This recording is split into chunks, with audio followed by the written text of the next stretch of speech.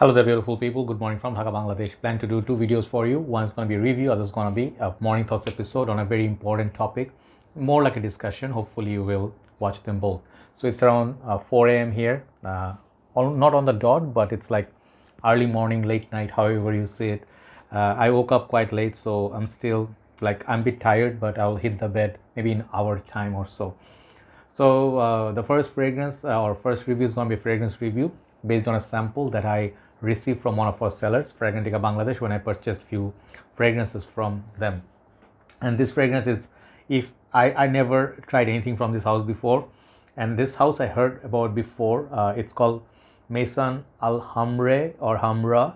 The fragrance called Kismet. Okay, I'll write down the name if I pronounce it wrong. I never seen any reviews before this. I mean, there are reviews maybe, hopefully, but I haven't seen any so far. I haven't watched or I haven't found time to watch. Let's not confuse people. So this is going to be a fragrance review based on solely my experience and whatever I picked up. And now I just opened Fragrantica, so I'll refer to the page. Obviously, it's a very helpful site.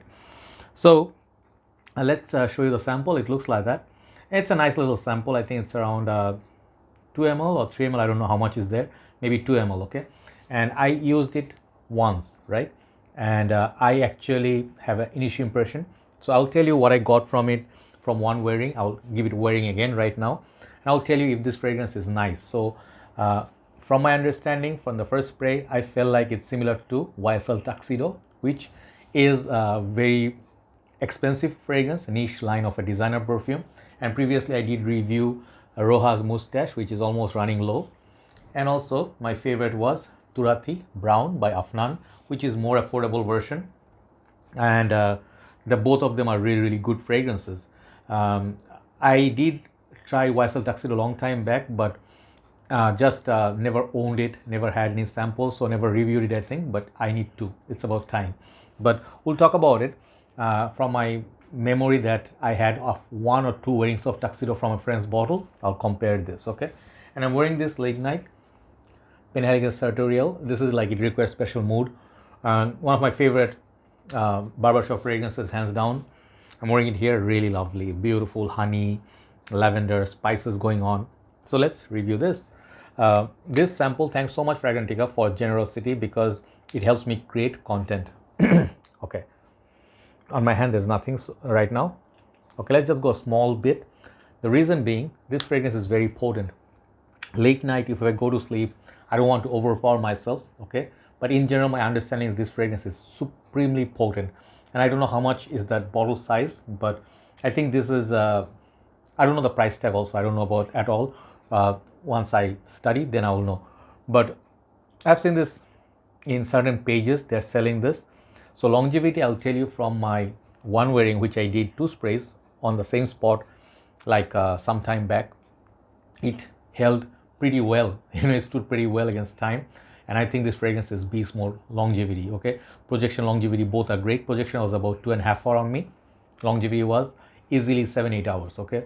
So impressive longevity. If you ask me, both Afnan actually is a beast mode too. This one is also pretty close to this longevity wise.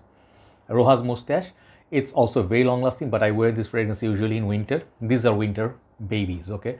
So YSL Tuxedo, if you compare this against that, I think this is a more spicy version than Tuxedo. And over the other 2 that I showed you just now, on the dry down, they are pretty similar. Cacao, woody, earthy, patchouli, sort of like a sweet, boozy nuance going on. That's what YSL Tuxedo is, very playful, very elegant as far as my memory serves. And I want to get it for upcoming winter alongside Dior's Fave Delicious, 2 of my favorite perfumes. So why haven't I got it? Because it's very expensive. I really have to love it enough to get it, but right winter time would be right time to get it. So this one, I feel when you spray it up top, it's definitely, you can tell the DNA of a Tuxedo, and very well done. No alcohol blast, nothing cheap up here. And I can tell you this is a quality fragrance. I may consider buying a full bottle of this one or YSL Tuxedo, both, I don't know. But this one would be really great wearing for winter cooler setup. Okay, and this is also great, I think, bit masculine, but also women can wear it too. Okay, I detect some spices on top of it. Let me read out what Fragrantica said about this one. No release date mentioned. They have, yeah, as I mentioned, spices, nutmeg, and woody notes up top, then patchouli, cacao, coffee. I missed out on the coffee. Sandalwood, vanilla and vetiver. So what I really get from it up top, whatever the spices, it gets easier as the dry down happens, and you get more to as a chocolatey, like Lansdowne de Guerlain, like Leech, okay, kind of like a patchouli, cacao. Reminds me of that little bit of chocolatey vibe. Again, also it got some coffee.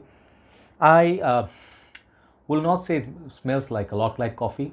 It smells something like a dark, uh, chocolatey, woody experience, more like that cacao powderish vibe. So when I talk about that, this is a very nice mature smell to me, with obviously a tuxedo, no pun intended. But this one is very high class. You can wear it with a suit for formal occasion. I do not see this as a sport fragrance, casually worn. Very high class, very bismuth, thick, spicy, gourmand, sort of like a dark fragrance. Okay, so I'm very impressed with this one because you literally need like 2 to 3 sprays. Like 2 sprays good enough for one here and 2 there, good enough. Or you can do here and the 2 pits, also good enough. Also you can do back of your neck and on your chest, whatever you like. So I think it's going to be good budget if it's selling for not more than $50 to $70, like $60 within. $50 to $60 would be a good price range. And I don't know how much it's selling for. Does it say how much it's selling for? Maybe sometimes they put ads, right? So how much is it selling for? Okay, there are some prices. Oh, prices vary according to Fragrantica and ads, here. Sometimes it's sold for $80. Some of them are $54.